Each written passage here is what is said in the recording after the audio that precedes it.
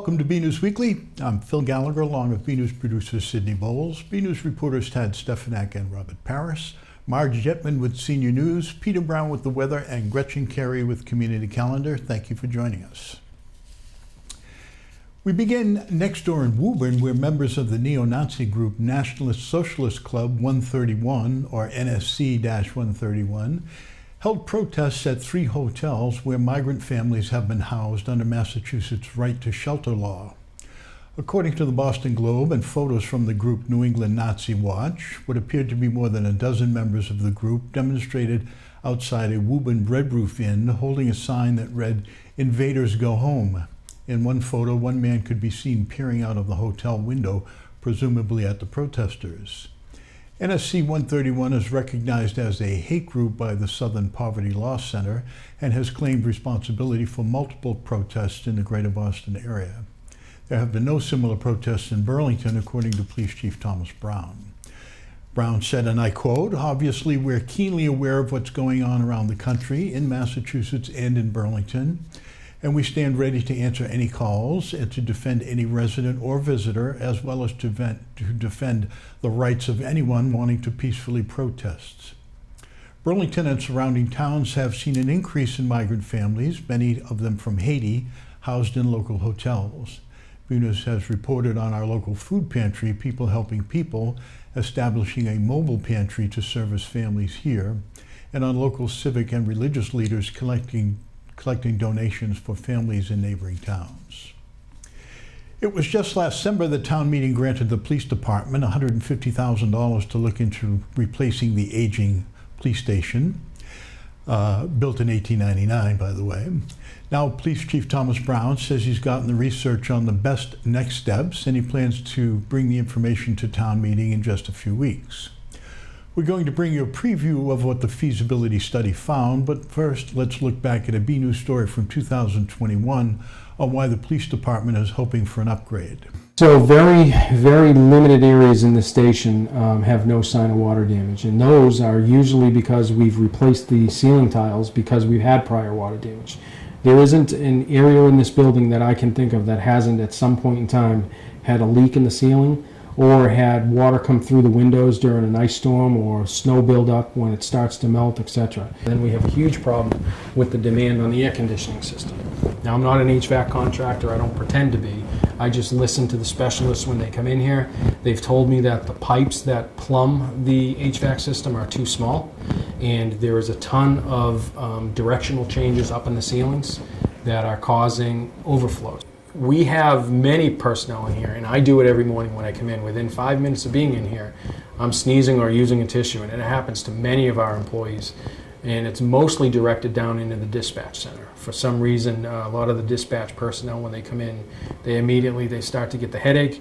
They feel like they're getting a cold, but we've gotten so accustomed to it, you just push through it. Now, Chief Brown says architects have spent a year studying 3 town properties to figure out the best spot in town for a new station. They looked at the site of the Vinebrook Water Treatment Plant, a piece of town-owned land next to the high school, and 45 Center Street, where the station is located. Here's Chief Brown.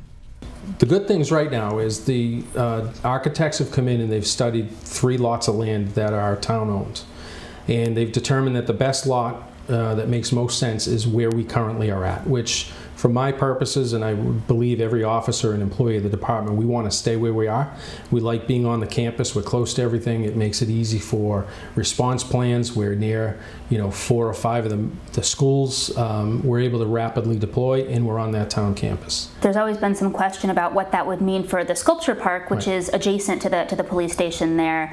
Of course, this is still to be determined. Nothing has been decided, but that kind of makes it sound like the sculpture park may need to relocate if that's what ends up happening. So I believe that will be the case if we end up staying at 45 Center, because in order to get the parking there for the cruisers, police employees, and then to bring the community room onto there and allow for public parking, we're going to need a bigger area. And I won't get into like the zoning and the building codes and stuff like that. But what I've heard a lot of is that currently we're non-conforming. So if we're to build a different building, we're going to come into different bylaws and building regulations that I think are going to force us to take over that adjacent lot and use all of it.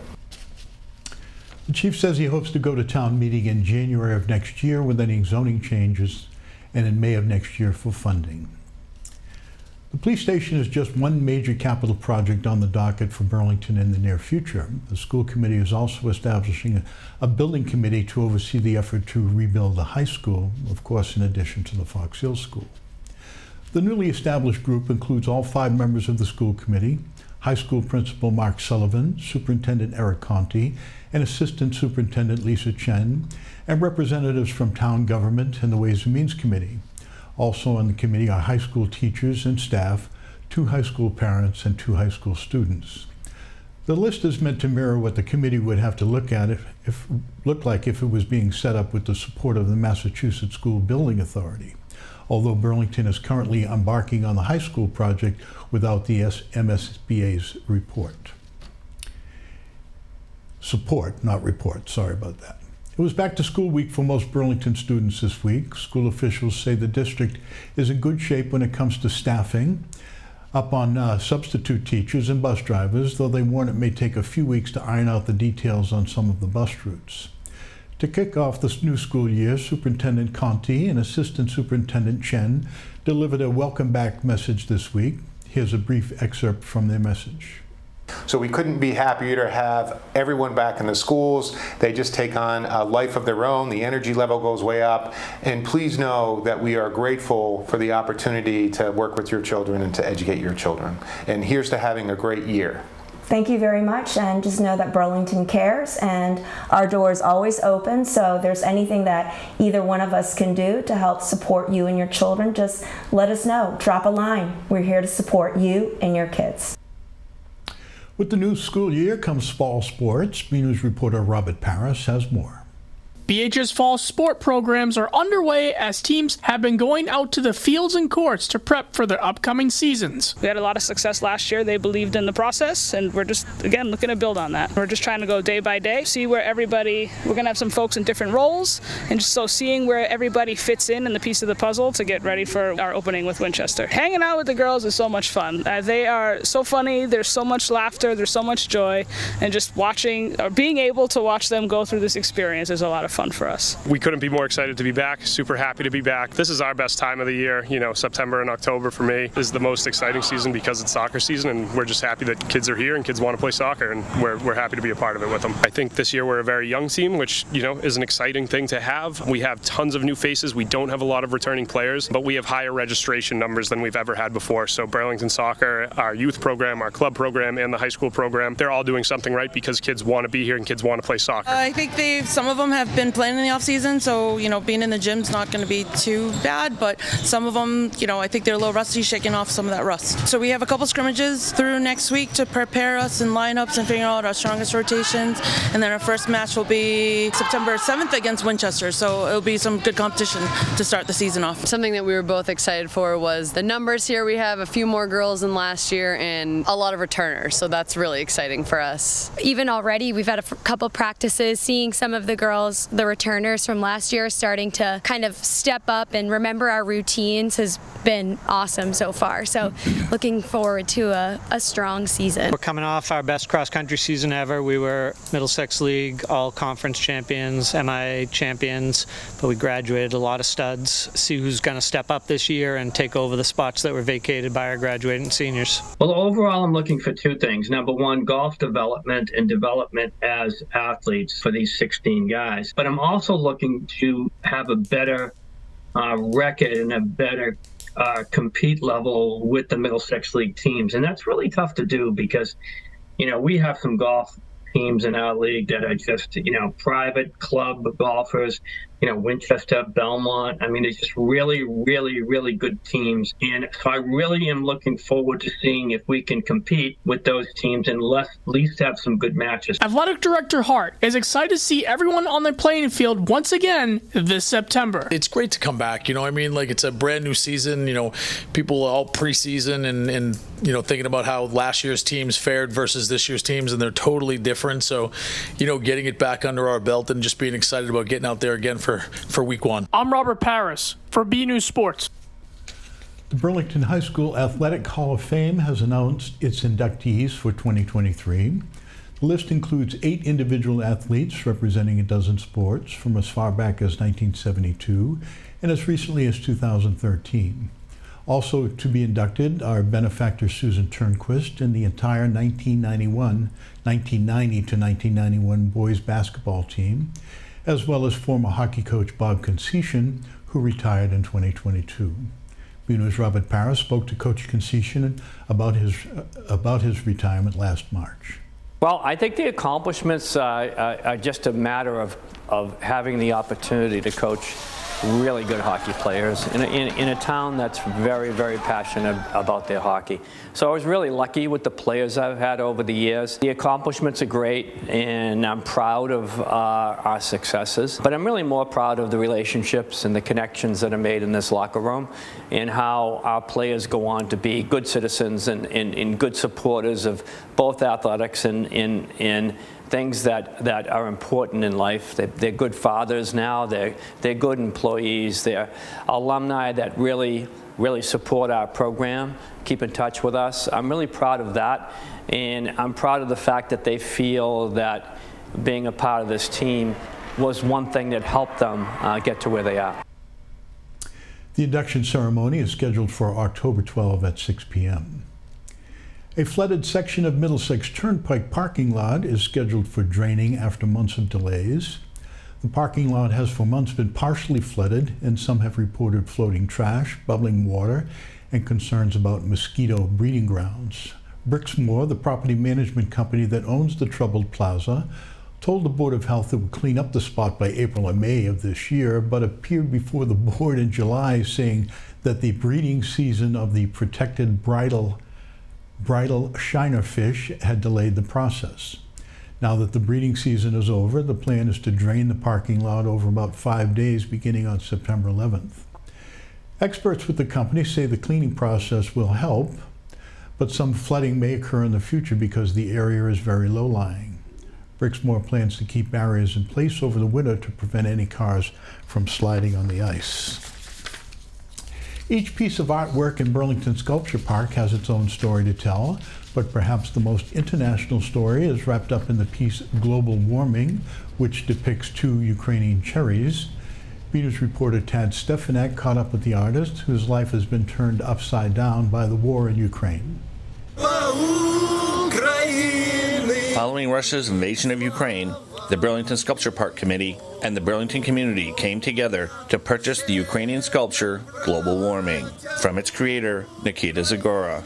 Nikita and his brother Egor are currently in Nice, France, at a refugee center with roughly 12,000 Ukrainian refugees. BNews recently reached out to Nikita with translation from the very helpful Katie. I will add from myself, it's the Independence Day here in Ukraine.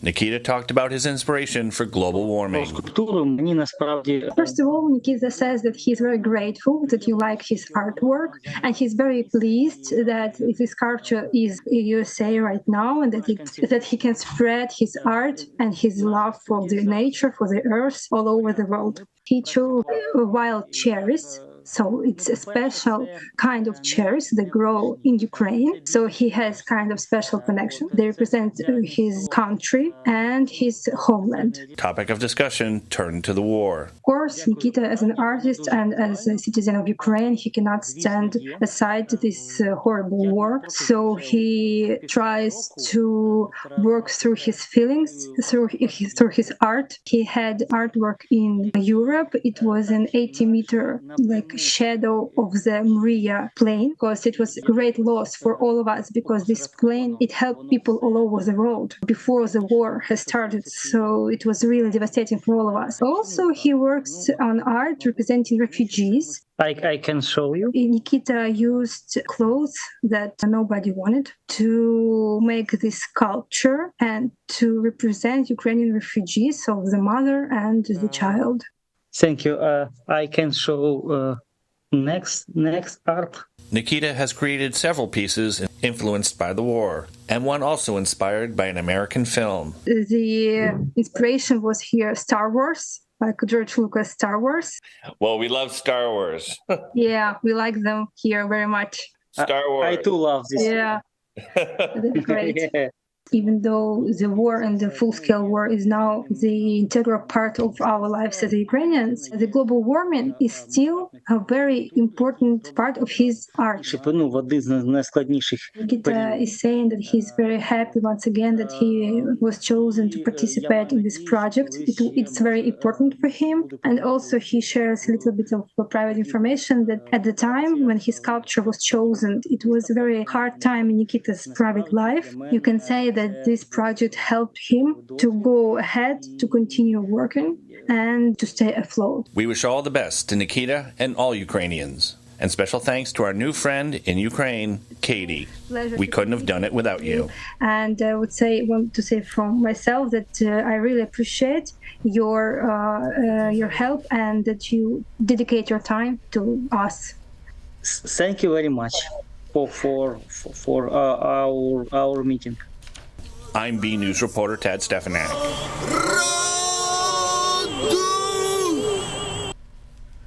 Did you know that in the United States, about 63 million tons of food are wasted in a given year? One organization working to reduce food waste in our area is FoodLink, and some local businesses are helping them reach their goals. BNews producer Sydney Bowles has this story. On a recent Wednesday morning, workers at Mom's Organic Market in Burlington are preparing for a special delivery. They're meeting with a volunteer from FoodLink, an organization that rescues unwanted food from grocery stores and restaurants and delivers it to food pantries and charity organizations in eastern Massachusetts to help reduce both food insecurity and food waste. We basically just do it so where anything we have, we're making sure we're minimizing the waste of it. So whether it's frozen, whether it's produce, we just want to make sure that we're not adding to waste in the environment. And a lot of this produce too is just like things that we just thought wasn't perfect enough to put on the table, but definitely in like great condition. Exactly. So it still respects the dignity of the people that we're giving it to. Absolutely. So I came here as part of a weekly pickup at Mom's. It's one of our 60 or 70 organizations from whom we pick up and rescue food. We have picked up food that, for one reason or another, is no longer something that they want to put out for their customers, but is still perfectly fresh, delicious, and very nutritious, and that we will then distribute to one of our recipient agencies. So we're rescuing it, we're keeping it out of a landfill, and we're making sure that it provides nutritious and healthy meals for families all around eastern Massachusetts. So something like this we'll put in compost because it's broken.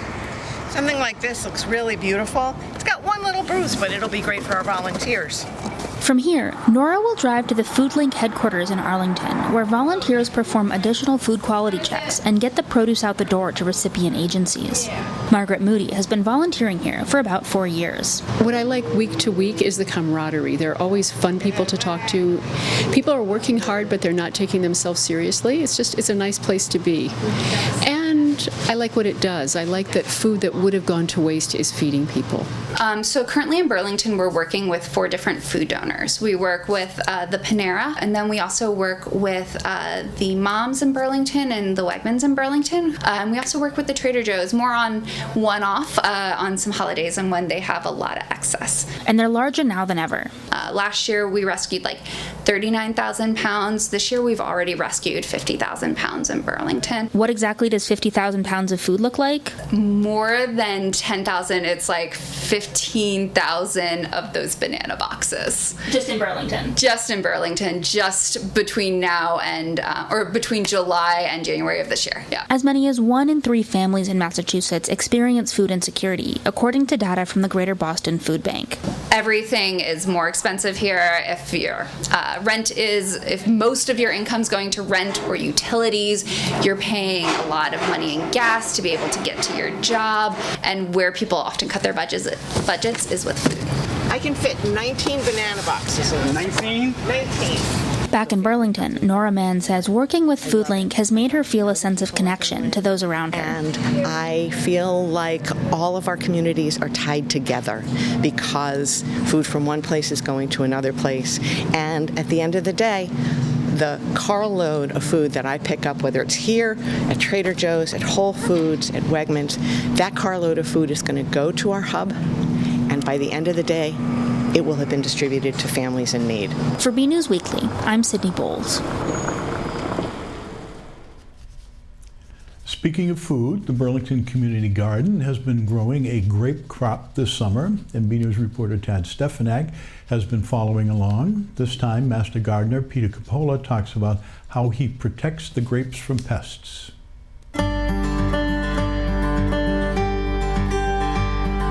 We've been gardening now for some of us almost 7 months, and it's the end of the heat wave.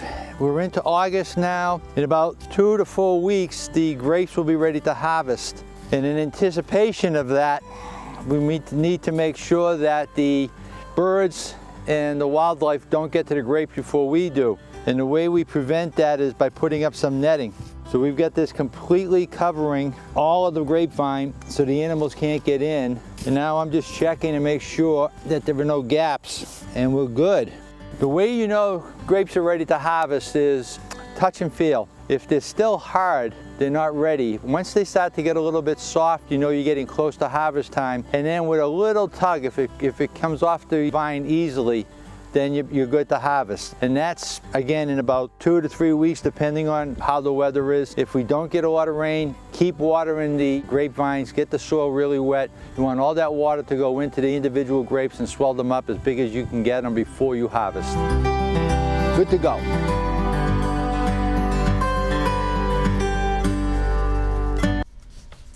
If you're looking to take advantage of Burlington's fall recreation programming, this next story is for you.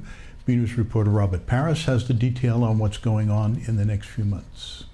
The transition from summer to fall can be difficult, with schools going back into session and temperatures falling. But Burlington Parks and Recreation Department is determined to make fall just as fun as summer with a fall brochure that is filled with a variety of programs. We have a bunch of new programs planned. You'll see youth basketball back into the fall brochure. There's some youth golf in there, which is new for the fall. But then we have some new low-impact aerobics for seniors, along with cardio dance classes for seniors as well. Program registration on August 29th. That's for residents only. And then on September 5th, we will have non-resident registration. The next 4 months are sure to be great with some special events. There's at least 7 or 8. I know we're doing at least 2 a month. We have Truck Day in September. And then we have Trucktober, the Halloween Spooktacular in October. We have the Turkey Trot, tree lighting, and Fitness Frenzy. We have probably the most we have all year packed into that 3-month stretch. Be sure to sign up for a program or stop by any of the parks where you'll be able to enjoy the scenery. You know, we really do get some of the best weather in the fall, especially September, and we have good opportunities for families to get together, come on out, enjoy some events on the Common or at Simon's Park, or, you know, just take a walk in one of our parks. Great time to do that. I'm Robert Paris for BNews Weekly. And it's another busy month at the Senior Center. Let's check in with Council on Aging Director Marge Jetman, who has the details. Hello. The weather this summer wasn't the best for getting outside for summer activities, but here's hoping September goes a little better. But also remember, the Senior Center doesn't close for rainy days, so we're here when you can't get outdoors for activities. We are very happy to announce that we were awarded a digital literacy grant from the Executive Office of Elder Affairs. The point of the grant is to give older adults access to telehealth and engage with their local senior center online. This grant will allow us to buy tablets and internet service via hotspots for anyone over 60 who doesn't have technology now and doesn't have internet service. If you have no idea what I just said, this program is for you. We will also be able to offer classes in using tablets, smartphones, and computers, as well as one-on-one tutoring for those that need it. The one thing that the pandemic reinforced, and has only gotten worse, is that you really need to have some form of access to technology in order to do some of the most simple activities, such as getting your annual flu shot or making appointments with your doctor. If you think you qualify and you are interested, please call the COA and leave your name and number. We are in the beginning stages of this project, but we are very excited to help those of you who need it and have been asking for lessons. Classes will be open to everyone, whether you receive a tablet or not. Also, if you are an experienced computer instructor and would like to teach some classes at the Senior Center, please let me know. The walking group goes back to meeting at 9 a.m. on Tuesdays and Thursdays. So for all of you who complain that we meet too early in the summer, I expect to see you back at the track. We have some great activities this month, including a chit-chat with Dolly Madison via Judith Calora of History at Play. Dinner will be served before the presentation by Stonebridge of Burlington, and you must sign up to attend. We have an ice cream social on September 12th, and we'll play Food Jeopardy on the 13th. The Caregiver Support Group also meets on the 13th. Call Andrea Cross at 781-505-1138 for more information. The musical movie on the 18th is On the Town with Gene Kelly and Frank Sinatra. The Memory Cafe for people with cognitive difficulties and their care partners takes place on the 19th. You must talk to Andrea Cross beforehand in order to attend. On the 20th, Joy Marzoff of Joy of Nature will be discussing the natural wonders of the Rock Islands in Micronesia. Also on the 20th, we'll be showing About My Father with Sebastian Maniscalco and Robert De Niro for Pizza and a Movie. We'll show it again on the 25th. On the 26th, we'll have a senior self-defense class in the morning and a presentation on swallowing difficulties in the afternoon. On the 27th, we have the Singing Grandpops, and then we are partnering with Wayside Commons for Walking Wednesday. We'll walk a loop or more or less around Wayside and then do an art project at Made in Burlington. That's all for now. I'm Marge Jetman, and I hope to see you at the Senior Center.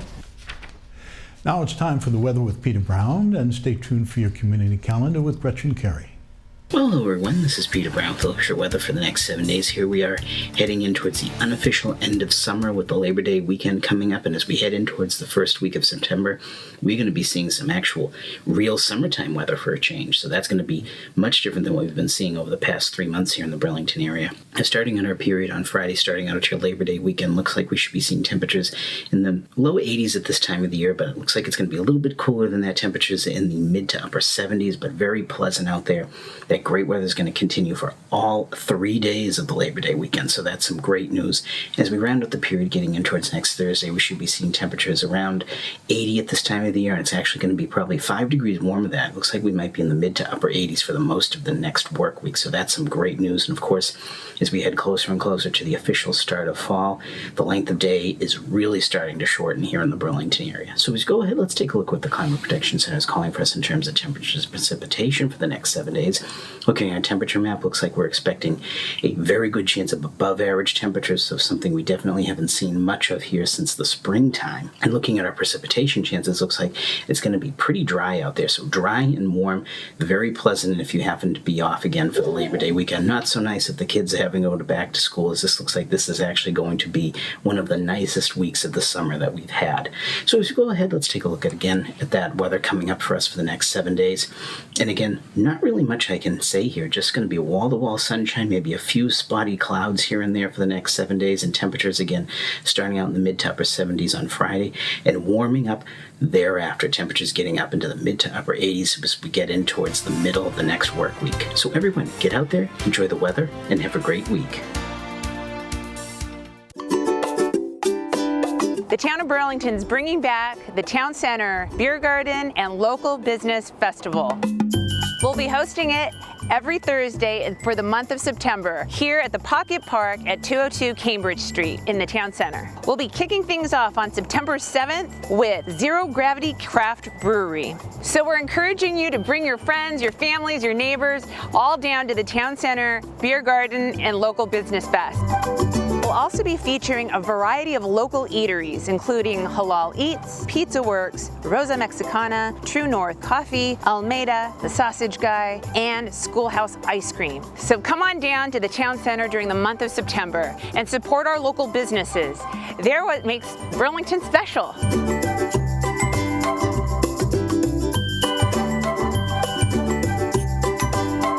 Hey everyone, I'm Gretchen Carey, and this is your Community Calendar. Beginning on September 5th, the Burlington Public Library will be having a basic English class. Pre-registration is required. Go to burlingtonpubliclibrary.org. On September 7th at 7 p.m., the Burlington Church of Christ is having an in-person information session about foster parenting and adopting from foster care. For more information, contact Family Resource Recruiter Boren Yu or call 978-275-6968. On September 10th from 10 a.m. to 11 a.m., Anna Kalisa at the Burlington Mall is teaming up with the Mama Bear Effect for a Fancy Nancy's Tea Party and Fashion Show. For more information and to register, go to the following website. For more community calendar events, go to bcattv.org, burlingtonpubliclibrary.org, and burlingtonrecreation.org. I'm Gretchen Carey, and that was your Community Calendar. As we do every week, we finish with a photo sent in by a member of the community. This one comes from Isis Hart, who's formerly of Burlington and now of South Carolina. It's of a beautiful sunset on Woburn's Horn Pond. Thank you, Isis. If you have a photo you'd like to share with us in the community, send it to us here at bcattv.org with the subject line Photo of the Week. Okay, and that's it from the news desk here. Don't forget, or if you don't know, the BNEWS staff produces a daily newsletter that you can get in your email. You can sign up for that at bcattv.org.